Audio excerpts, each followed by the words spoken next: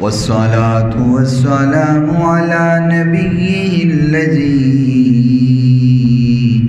دينه خير أديان وعلى آله وأصحابه برك الإيمان سيما على الإمام الذي فاق الأئمة والأقران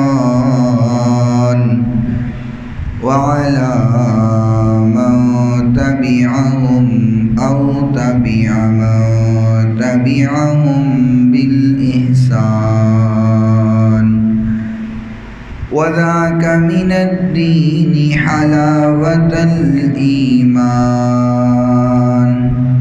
حافظ السنن والآثار وآي القرآن ومبين الضعاف من الصحاح والحسان من قال في حقه سيد الإنس والجان ونشهد أن لا إله إلا الله وحده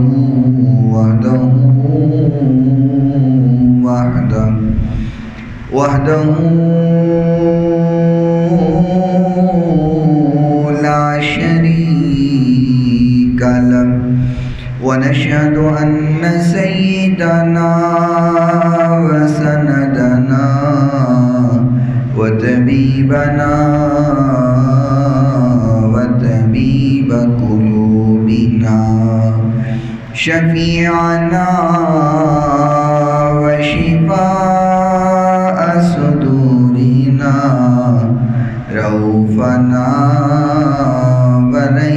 ورحيمنا وكريمنا وقرآننا وياسيننا وهادينا ومرشدنا محمد صلی اللہ علیہ وسلم عبدہ ورسولہ قال اللہ تبارک وتعالی فی کلام المجید والفرقان الحمید اعوذ باللہ من الشیطان الرجیم بسم اللہ الرحمن الرحیم یا ایہا النبی انا ارسلناک شاہدا صدق اللہ مولانا العظیم وصدق رسوله النبي الكريم الأمين الرؤوف الرحيم إن الله وملائكته يصلون على النبي يا أيها الذين آمنوا صلوا عليه وسلموا تسليما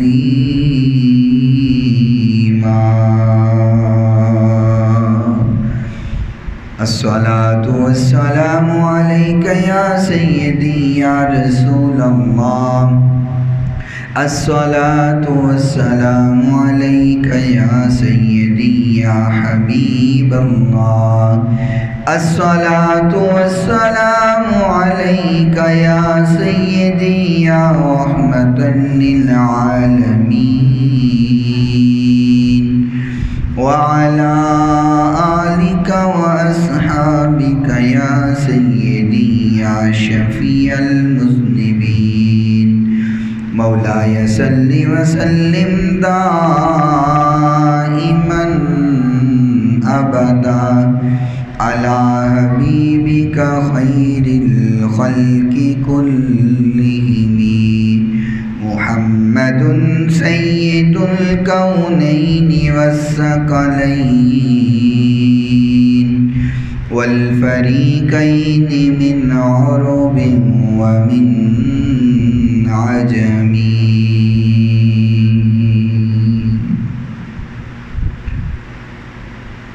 کوئی عبادت کے لائق نہیں سوائے اللہ تعالیٰ کے، جو اللہ تعالیٰ نے چاہا ہمیشہ وہی ہو کے رہا اور وہی ہو کے رہے گا۔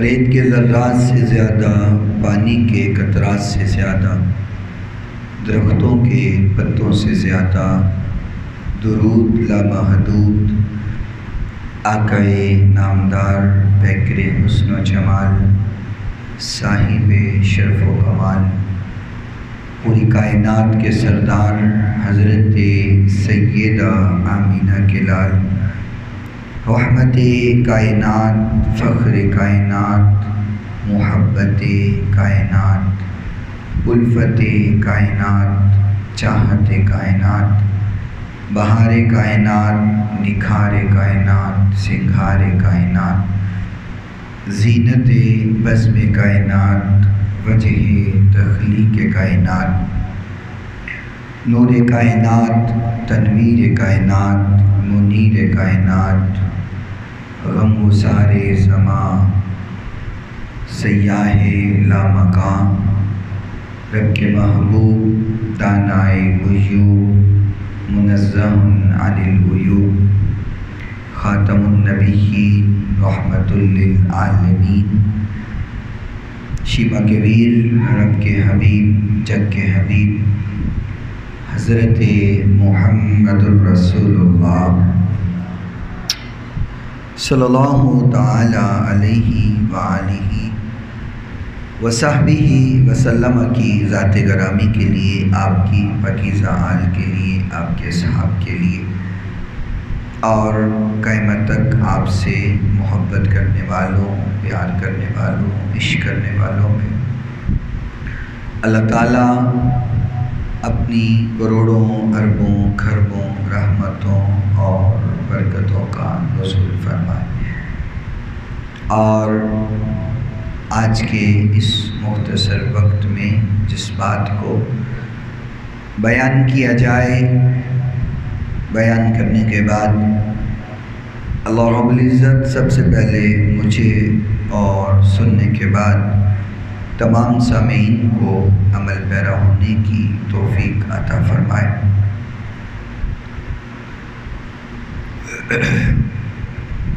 اللہ تعالیٰ نے قرآن مجید فرقان حمید میں فرمایا، فرمایا یا ایھا النبی انا ارسلناک شاہدا، اے میرے نبی بے شک ہم نے آپ کو شاہد بنا کے بھیجا ہے، گواہ بنا کے بھیجا ہے۔ حضور نبی کریم صلی اللہ علیہ وسلم کو اللہ فرما رہا ہے، فرمایا میرے نبی ہم نے آپ کو گواہ بنایا،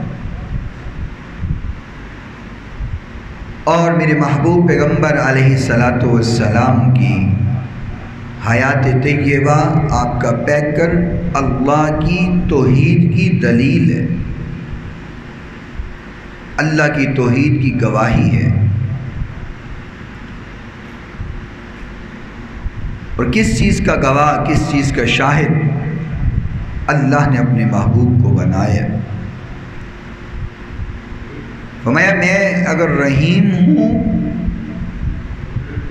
تو میرے رحیم ہونے کی گواہی میرا محبوب ہے، میں کریم ہوں تو میرے کرم کی گواہی میرا محبوب پیغمبر صلی اللہ علیہ وسلم، میں اگر خبیر ہوں تو اس کی خبر میرا محبوب ہے، یعنی اللہ کی تعریف اور اللہ کے ہونے کا ثبوت محبوب کائنات علیہ الصلوۃ والسلام۔ فرمایا اگر تم میرے علم کو دیکھنا چاہتے ہو تو میرے نبی کا علم دیکھ لو، اگر تم میرے اختیار کو دیکھنا چاہتے ہو تو میرے محبوب پیغمبر کے اختیار کو دیکھو، اگر تم میری قدرت کو دیکھنا چاہتے ہو تو میرے نبی کو دیکھو، اگر میرا حسن و جمال دیکھنا چاہتے ہو تو میرے محبوب کو دیکھو۔ یعنی اللہ کو پہچاننے کے لیے جو ذات کائنات کے اندر ہے وہ کوئی اور نہیں ہے، وہ آمینہ کا لال محبوب کائنات جناب محمد رسول اللہ صلی اللہ علیہ وسلم کی ذات مبارکہ ہے۔ اور حضور اتنے عظیم پیکر ہیں، آپ کا پیکر اتنا عظیم ہے کہ بس جو حضور کو آ کر کے ایک بار دیکھ لیتا تھا وہ حضور کے در کا گدا ہو جاتا، وہ حضور کا غلام ہو جاتا۔ اور یہ نہیں کہ جو صرف اپنے بن کے آئے، اگر کوئی دشمن بھی بن کے آیا ہے تو وہ بھی میرے محبوب کو دیکھ کر کے حضور کا غلام ہو گئے۔ وہ ایک جنگ کے موقع پر حضور نبی کریم صلی اللہ علیہ وسلم آپ صحابہ اکرام کے ساتھ تشریف فرما تھے، تو کافروں کی طرف سے ایک شخص جس نے ابھی حضور کو دیکھا نہیں تھا، آقا کے چہرے کے جلوے ابھی اس کی نظروں سے نہیں گزرے تھے، نام سنا ہوا تھا اس نے، گھوڑے پہ بیٹھا ہے اور وہ بڑی تیزی سے جا رہا ہے، محبوب کائنات صحابہ اکرام کے ساتھ تشریف فرما ہیں، گزرتے گزرتے اس کی میرے محبوب کے والضحیٰ والے چہرے پہ نظر پڑ گئے، واپس آ گئے، گھوڑے سے اترا، کہنے لگا آپ کون ہیں؟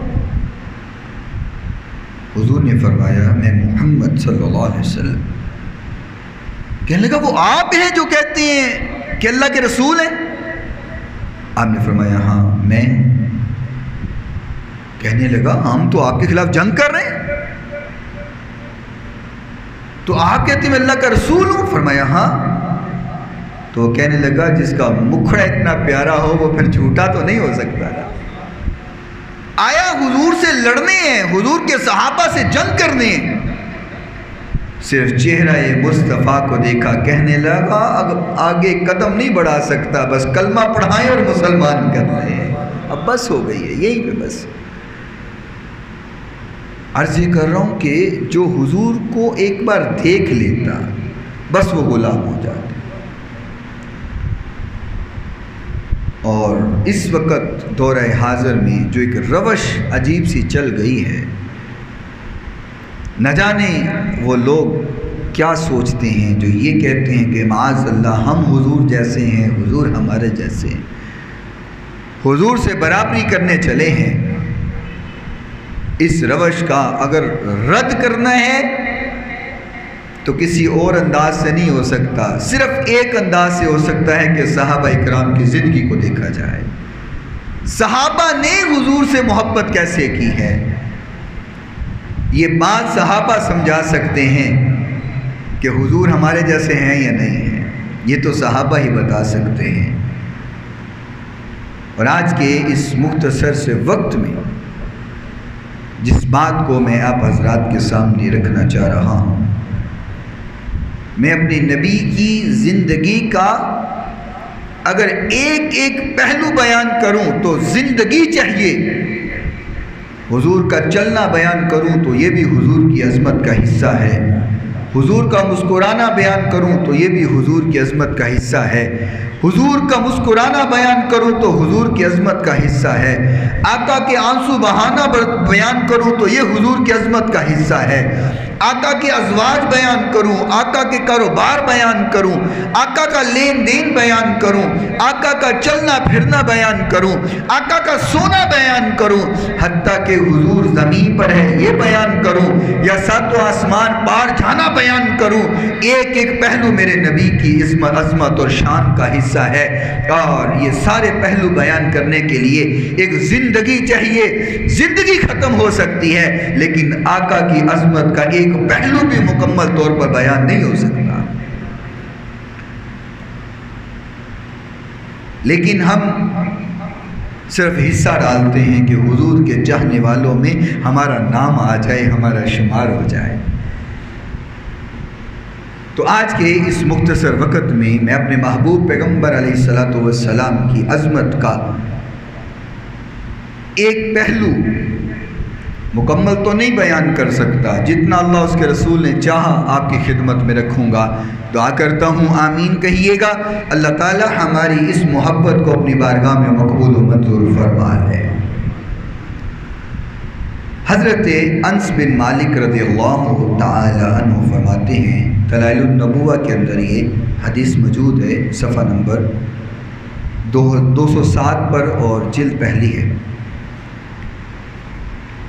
حضرت انس بن مالک رضی اللہ تعالی عنہ فرماتے ہیں، فرمایا ما شممت شیئا قط مسکا ولا عنبرا اطیب من ریح الرسول اللہ صلی اللہ علیہ وسلم ولا مسست شیئا قط حریرا ولا دباجا الین مسا من کف رسول اللہ صلی اللہ علیہ وسلم۔ حضرت انس بن مالک فرماتے ہیں کہ میں ڈھونڈنے نکلا اور میں نے بڑا تلاش کیا، بڑی خوشبوئیں دیکھی، بڑی خوشبوؤں کو میں نے چیک کیا۔ انس بن مالک رضی اللہ تعالیٰ عنہ کہتے ہیں میں نے خوشبوؤں کو بڑا تلاش کیا، ڈھونڈا، عنبر اور کستوری سے بڑھ کر اگر کوئی خوشبو ہے تو وہ آقا کائنات علیہ السلام کی خوشبو ہے۔ فرمایا حضور کی خوشبو عنبر اور کستوری سے زیادہ ہے۔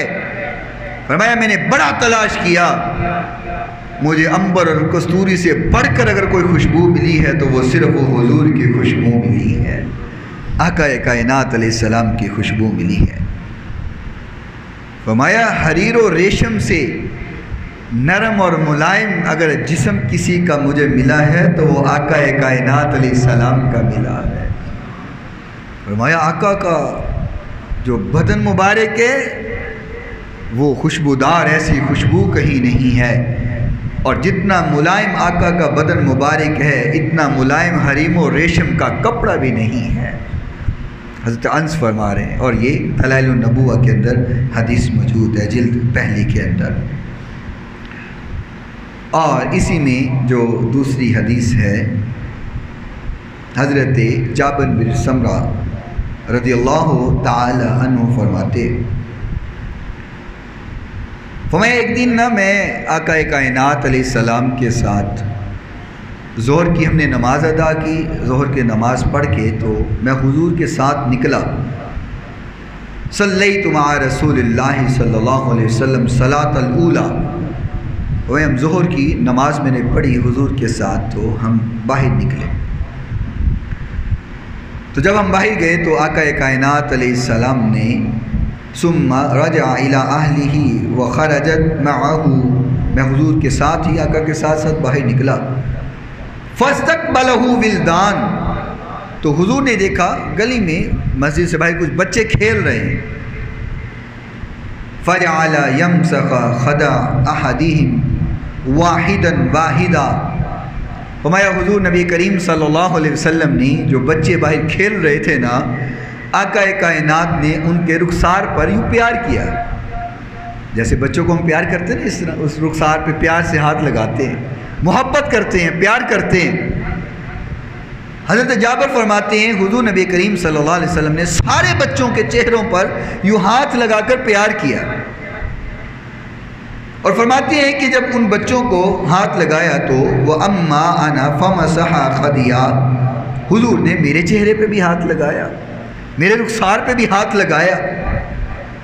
تو حضرت جابر فرماتے ہیں فوجدت لیدہ بردن وریحا، فرمایا حضور نے جب میرے رخسار پہ ہاتھ لگایا تو مجھے اتنی ٹھنڈک محسوس ہوئی جیسے آسمان سے اترتے ہوئے اولوں کی ٹھنڈک ہوتی ہے۔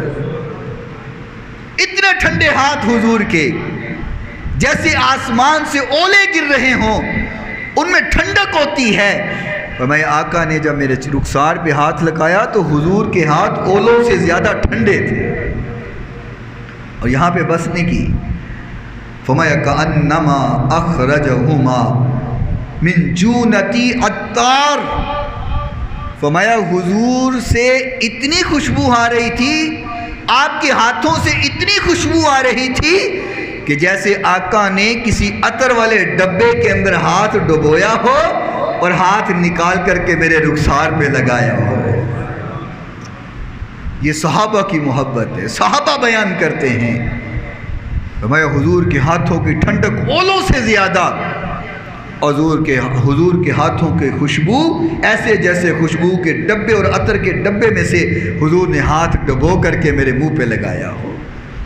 اتنی خوشبو حضور نبی کریم صلی اللہ علیہ وسلم کے ہاتھوں مبارک سے آ رہی تھی۔ تو لوگ آج کہتے ہیں کہ حضور ہمارے جیسے یا ہم حضور جیسے، میں تو یہ کہتا ہوں کہ کبھی اپنے ہاتھوں کو چیک کیا کرو۔ میرے محبوب کے ہاتھوں کی خوشبو تو اتنی زیادہ صحابہ بیان کر رہے ہیں، تم اپنے ہاتھوں کو سونگا کرو، کیا ویسے ہے؟ تمہارے ہاتھوں سے تو بدبو نکل رہی ہوگی۔ اور میرے نبی کے ہاتھ مبارک ہیں کہ حضرت جابر فرماتے ہیں کہ اولوں سے زیادہ ٹھنڈے ہیں اور خوشبوؤں سے بڑھ کر خوشبو میرے نبی کے ہاتھوں سے آتی ہے۔ سبحان اللہ، اللہ اکبر۔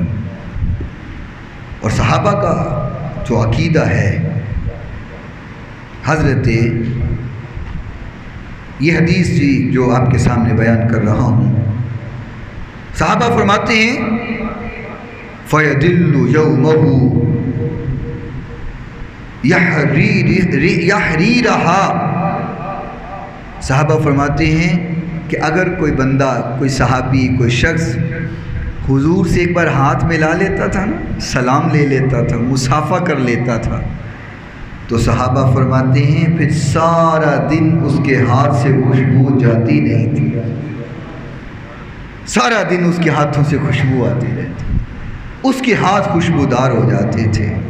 کیوں نہ ہوں، نسبت مصطفیٰ ایسی ہے، جو حضور کی نسبت میں آ جاتا ہے پھر وہ مایہ ناز ہو جاتا ہے، کائنات میں پھر اس کا مقابل کوئی نہیں رہتا۔ ایک صحابی تھے، تو بچپن میں صحابی بوڑھے جب ہو گئے تو ان کے سر پہ ایک بالوں کی لٹ تھی جو بڑی لمبی ہو چکی ہوئی تھی، اتنی لمبی کہ حتیٰ کہ پاؤں تک پہنچ چکی ہوئی تھی۔ وہ باقی سر کے بال کٹوا دیتے، اس لٹ کو نہیں کٹواتے تھے۔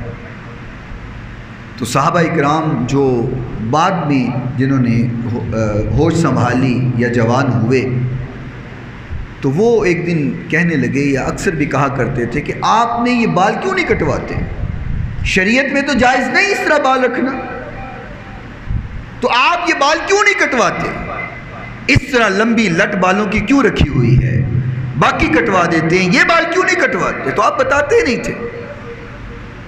تو ایک دن کچھ صحابہ نے ضد کی کہ آپ ہمیں بتائیں کہ آپ یہ بال کیوں نہیں کٹواتے؟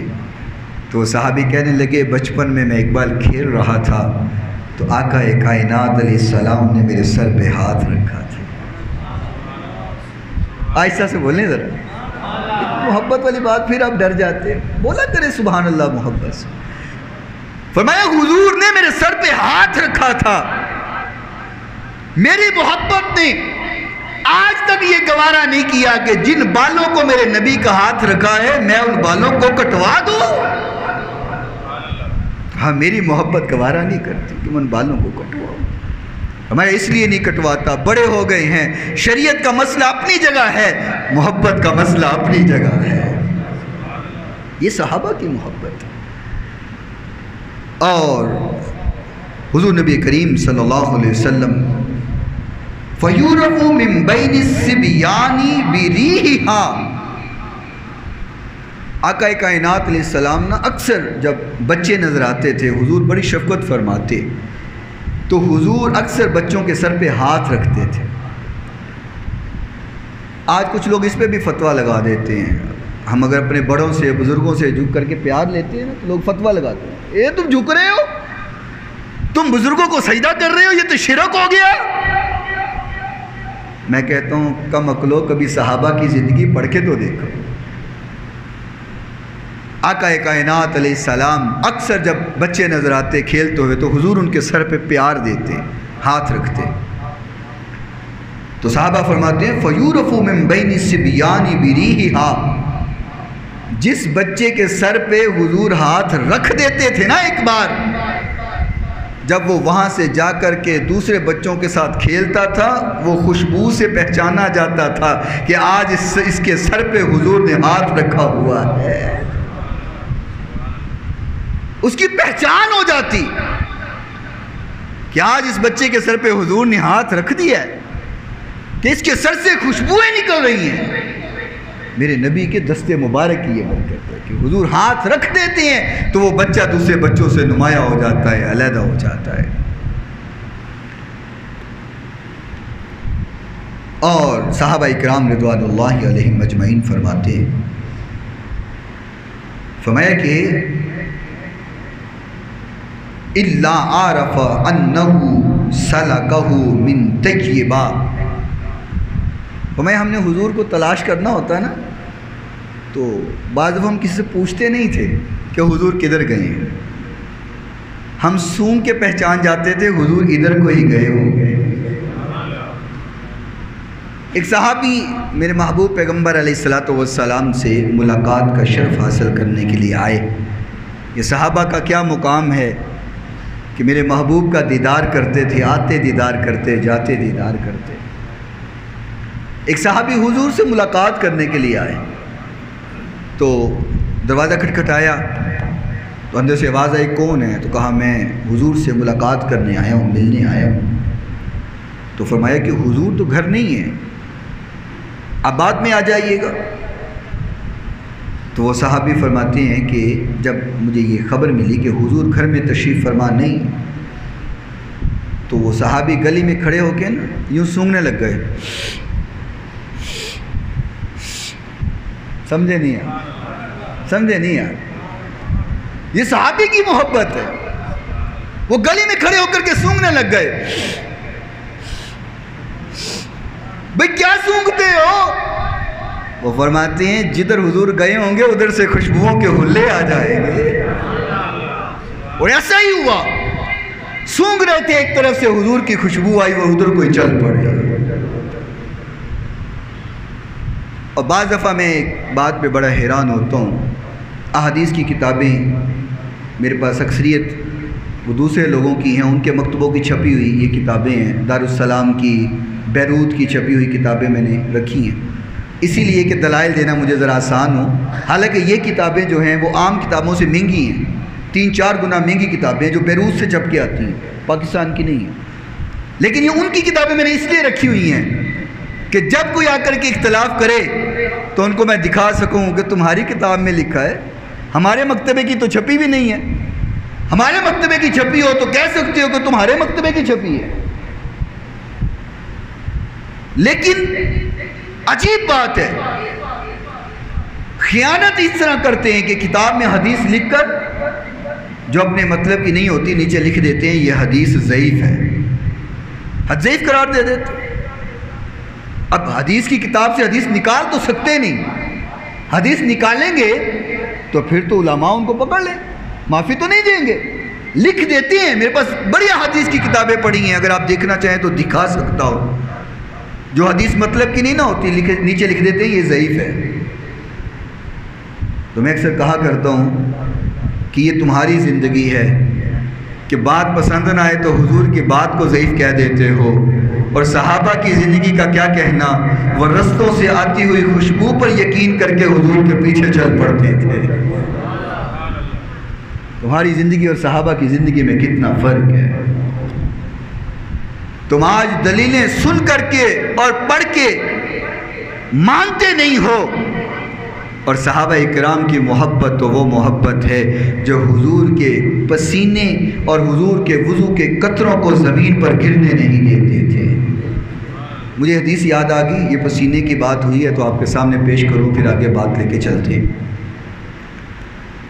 حضرت انس بن مالک رضی اللہ تعالیٰ عنہ فرماتے ہیں، مسلم شریف کی یہ حدیث ہے، اور اس میں امام مسلم رحمۃ اللہ علیہ نے حضور کے پسینے پر پورا ایک باب باندھ دیا. آقا کے پسینے کی عظمت اور مقام بیان کرتے ہوئے پورا ایک باب باندھا ہے امام مسلم رحمۃ اللہ علیہ نے. محبت سے سنیے گا، انشاءاللہ سکون ملے گا. حضرت انس فرماتے ہیں کہ یدخل بیت کان النبی صلی اللہ علیہ وسلم یدخل بیت ام سلیم. فرمایا آقا کائنات علیہ السلام ام سلیم کے گھر میں داخل ہوئے. فینام علی فراشہا ولیست فیہ، وہاں ایک چمڑے کا ٹاٹ تھا جو بچھا ہوا تھا، تو حضور نبی کریم صلی اللہ علیہ وسلم وہاں پر آرام کرنے لگے. تو کچھ لوگوں نے ام سلیم سے کہا کہ حضور آپ کے گھر آرام فرما رہے ہیں، کیونکہ ام سلیم حضور کی محرم تھی، غیر محرم نہیں تھی. تو کہا کہ حضور آپ کے گھر میں آرام کر رہی ہیں. ھذا النبی صلی اللہ علیہ وسلم نائم فی بیتک علی فراشک، حضور آپ کے گھر سو رہی ہیں، آرام کر رہی ہیں. حضور اکثر جب دوپہر کا کھانا تناول فرماتے تو کیلولا کرنے کے لیے حضرت ام سلیم رضی اللہ تعالیٰ عنہ کے گھر تشریف لے جاتے تھے. علی فراشک، چمڑے کا وہ جو ٹاٹ تھا حضور اس پر آرام فرما رہے تھے. فجاءت وقد عرقا، حضور آرام کر رہے ہیں تو حضور کے چہرہ مبارک سے پسینہ نکل رہا ہے. آپ اندازہ لگائیں صحابہ کی محبت، کس طرح محبت بیان کر رہے ہیں حضور کی. فرمایا حضور آرام کر رہی ہیں اور آقا کا پسینہ جو ہے وہ نکل رہا ہے. وَاسْتَنْقَعَ عَرَقُهُ عَلَى قِطْعَةِ عَدِيمٍ عَلَى الْفِرَاشِ، حضور کو اتنا پسینہ آیا کہ چمڑے کے ٹاٹ کے اوپر ایک جگہ پہ پسینہ اکٹھا ہو گیا. بعض دفعہ ہوتا ہے نا بستر پہ ہم سوئے ہوں تو بعض جگہ پہ بستر بیٹھ جاتا ہے، تو چمڑے کے اوپر جب پسینہ گرے گا تو وہ جذب نہیں کرتا چمڑا، اس کے اوپر حضور کا پسینہ اکٹھا ہو گیا ہوا. تو حضرت ام سلیم رضی اللہ تعالی عنہا آئیں تو انہوں نے دیکھا کہ حضور کا پسینہ مبارک چمڑے پہ اکٹھا ہوا ہے. تو انہوں نے جلدی سے نا ایک شیشی لی اور ایک لکڑی کا ٹکڑا لیا. لکڑی کے ٹکڑے کے ساتھ نا وہ شیشی کے اندر اس طرح حضور کا پسینہ اکٹھا کرنے لگ گئی. آہستہ سے بولیں ذرا، بتانا پڑتا ہے آپ کو سبحان اللہ کہاں کہنی ہے. حضور کا پسینہ اکٹھا ہو رہا ہے، توجہ کرنا، اگلی بات سنیں گے اور مزہ آئے گا. اس طرح لکڑی کے ٹکڑے کے ساتھ اس طرح حضور کا پسینہ حضرت ام سلیم رضی اللہ تعالی عنہا شیشی کے اندر ڈال رہی ہیں. آقا کائنات علیہ السلام کی آنکھ کھلی تو فرمایا ما تصنعین یا ام سلیم، ام سلیم یہ کیا کر رہی ہو، کیا کر رہی ہو یہ؟ جو حضرت ام سلیم نے جواب دیا وہ توجہ کرنا.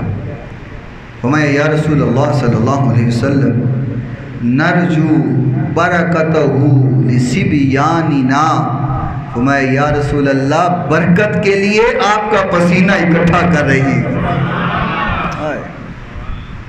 صحابہ کی محبت ہے، صحابہ تو حضور کے پسینے سے بھی برکت لیتے ہیں.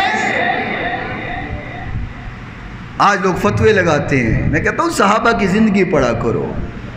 اور خالق نے تو قرآن میں ہدایت لینے کے لیے جو ذریعہ بتایا ہے وہ صحابہ اکرام کی زندگی بتائی ہے.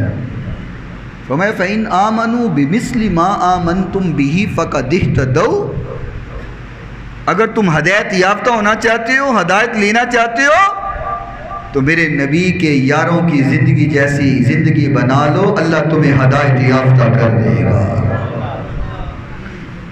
حضرت ام سلیم فرماتی ہیں یا رسول اللہ صلی اللہ علیہ وسلم میں آپ کا پسینہ برکت کے لیے اکٹھا کر رہی ہوں، میں اس سے برکت لیتی ہوں۔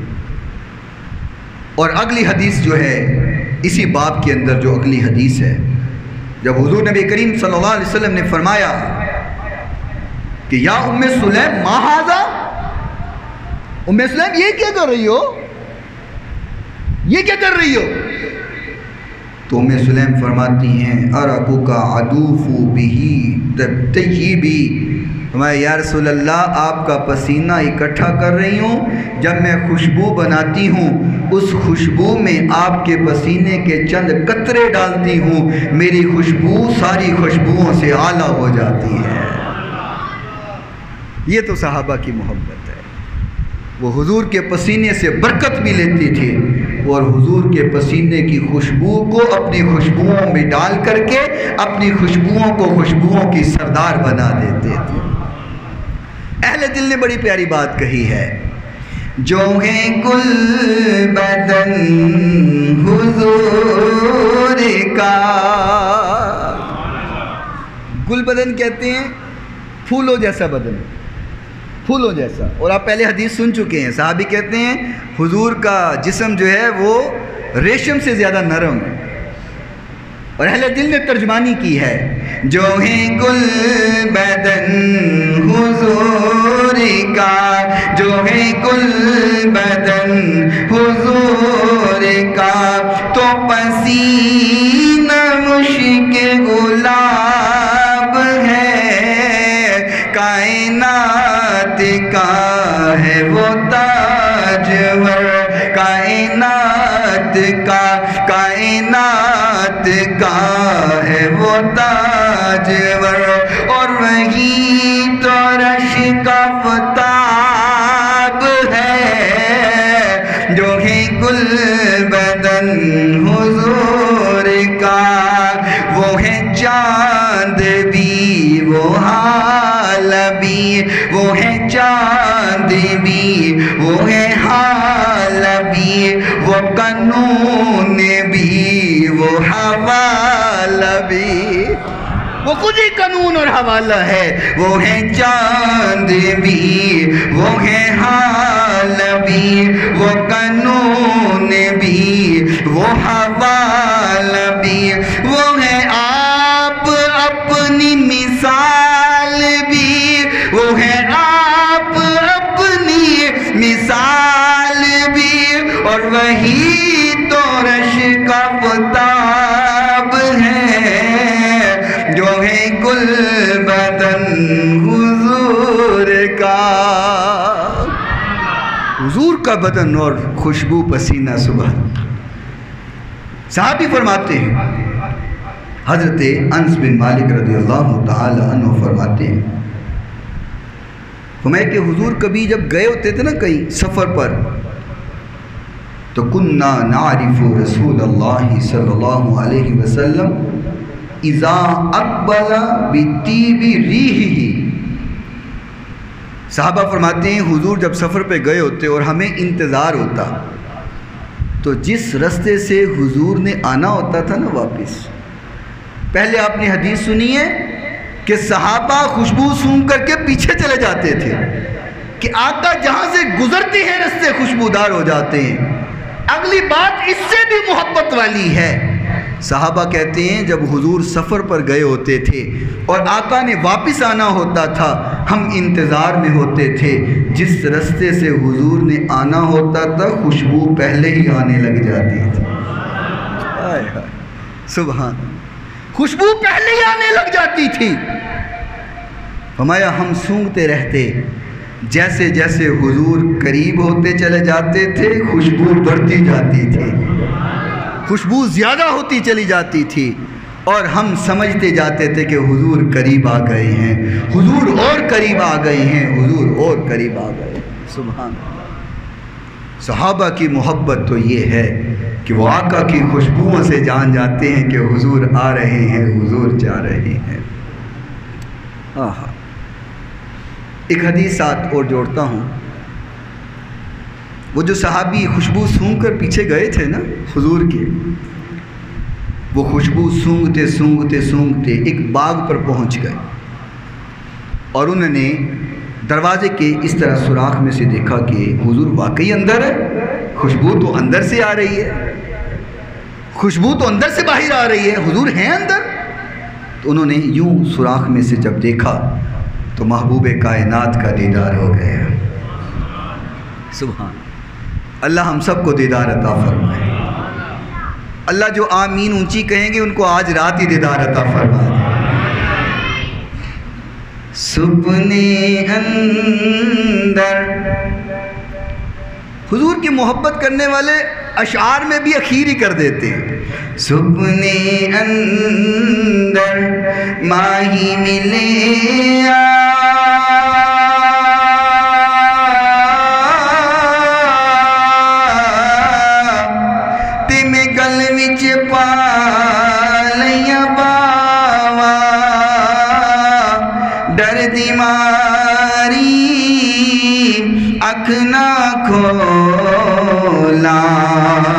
کتے پھر بچھڑے نہ جاوا، ڈر دیماری اکھ نہ کھولا، کتے پھر بچھڑے نہ جاوا، تے اچھی تھان تے پریت لگائی،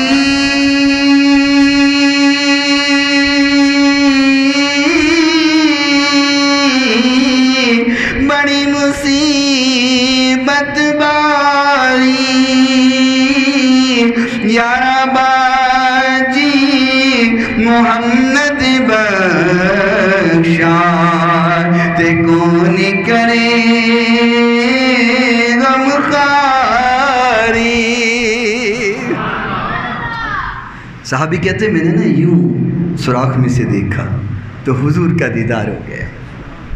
کہتے ہیں اب مجھے رستہ نہ ملے، دروازہ بند ہے، اور میں کٹکھٹانا نہیں چاہتا کہ حضور کھولنے کے لیے آئیں اور حضور کو تکلیف دوں، یہ تو نہیں ہو سکتا۔ کہتے میں نے کوشش کی دیوار کو پھلانگ کے چلا جاؤں، دیوار اونچی تھی نہیں جا سکا۔ فرماتے پھر مجھے نا ایک تالاب نظر آیا جو دیوار کے نیچے سے ہو کر کے باغ کے اندر جا رہا تھا۔ فرماتے ہیں میں نے کہا چاہے اس میں سے گزر کے جانا پڑے جاؤں گا تاکہ محبوب کا دیدار تو کر رہا ہوں۔ اب وہ اس کے اندر گھسے جو تالاب نیچے سے اندر جا رہا تھا باغ کے اندر، پانی کے اندر جا کر کے دیوار کے نیچے سے باغ کے اندر چلے گئے۔ آقا کائنات علیہ الصلوۃ والسلام جو کنواں تھا اس کے اندر آپ اپنی جو پاؤں مبارک ہیں وہ ڈبو کر کے بیٹھے ہوئے تھے۔ یہ صحابی پیچھے سے کھڑے ہو کر کے پانی میں سے حضور کا دیدار کرنے لگ گئے، کیونکہ صحابہ فرماتے ہیں کہ ہم سامنے بیٹھ کر کے حضور کا چہرہ انور آنکھ بھر کر کے دیکھ نہیں سکتے تھے، کیونکہ حضور کے چہرے سے نور کی لاٹیں نکل رہی ہوتی تھی۔ ہم آنکھ بھر کر کے حضور کا چہرہ انور دیکھ نہیں پاتے تھے۔ آج جب پانی میں دیکھ رہے تھے دل نے چاہا کہ سامنے سے تو دیکھ نہیں سکتا، پانی میں جی بھر کر کے حضور کے چہرے کا دیدار کر رہے تھے۔ سبحان اللہ، بات دور نہ نکل جائے، میں اپنے موضوع کی طرف واپس آتا ہوں۔ حضور کی خوشبو، یہی بات کر رہے ہیں، حضور کی خوشبو۔ آقا کائنات علیہ الصلوۃ والسلام کے پاس ایک صحابی آئے، کہنے لگے یا رسول اللہ صلی اللہ علیہ وسلم، میری بیٹی کی شادی ہے تو میں چاہتا ہوں کہ آپ میری بیٹی کو شادی کے لیے کوئی تحفہ پیش فرمائیں، کوئی تحفہ دیں، کوئی چیز دیں۔ تو آقا کائنات علیہ السلام نے فرمایا کہ اتفاق ایسا ہے کہ اس وقت میرے پاس کوئی چیز نہیں ہے کہ میں تیری بیٹی کی شادی کے لیے تمہیں پیش کر سکوں۔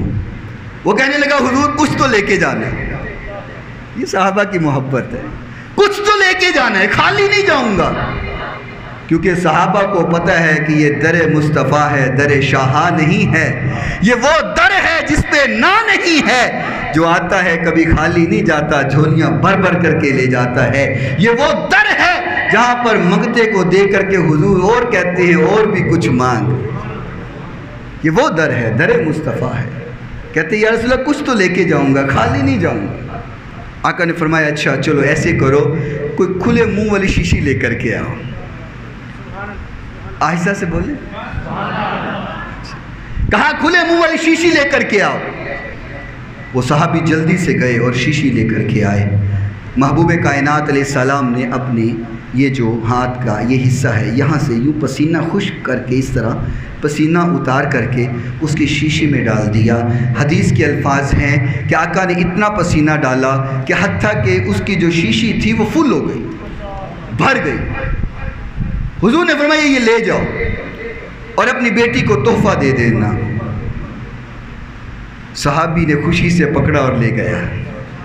صحابی تھا، وہ نہیں تھا. وہ ہوتا تو اعتراض کرتا، پسینے کا کیا کروں گا. یہ صحابی تھا، حضور نے دیا، لیا اور دوڑ لگا دی. جا کے اپنی بیٹی کو دے دیا. اب اس کی بیٹی شادی ہوئی اور حضور کا پسینہ خوشبو اپنے کپڑوں کو لگاتی ہے. حدیث کے الفاظ ہیں جس گھر میں وہ رہتی تھی اس گھر کی خوشبو پورے مدینے کو پہنچ جاتی تھی. وہ لڑکی شادی ہو کے جس گھر میں گئی اپنے کپڑوں کو لگاتی ہے. عورتوں نے کہا کہ عورت کو خوشبو لگانا منع ہے، ایسی خوشبو جو غیر محرم کو جائے گی. حضور نے منع فرمایا عورت ایسی خوشبو نہ لگائے. تو وہ کہتی ہے میں خوشبو تو لگاتی نہیں ہوں، میں پسینہ مصطفیٰ لگاتی ہوں. پورے مدینے کے اندر اس کا گھر خوشبو والا گھر مشہور ہو گیا. یہاں بھی ہمارے ہو جاتے ہیں نا مشہور کسی نہ کسی وجہ سے، کوئی بیری والا گھر، کوئی ککر والا گھر، کوئی کھجور والا گھر. مدینے کے اندر اس لڑکی کا گھر خوشبو والا گھر مشہور ہو گیا. یہاں بس نہیں ہے، اللہ نے اس کو بیٹے دیے، بیٹوں میں سے بھی وہ خوشبو آیا کرتی تھی. سبحان. یہ ہے خوشبو مصطفیٰ صلی اللہ علیہ وسلم کہ میرے محبوب کا پسینہ جس کو لگ جاتا ہے نسل در نسل وہ خوشبو پہنچتی ہے. تو میرے محبوب کے پسینے کی اپنی خوشبو کا عالم کیا ہوگا. اللہ تعالی ہمیں حضور کی سچی محبت عطا فرمائے. وآخر دعوانا ان الحمد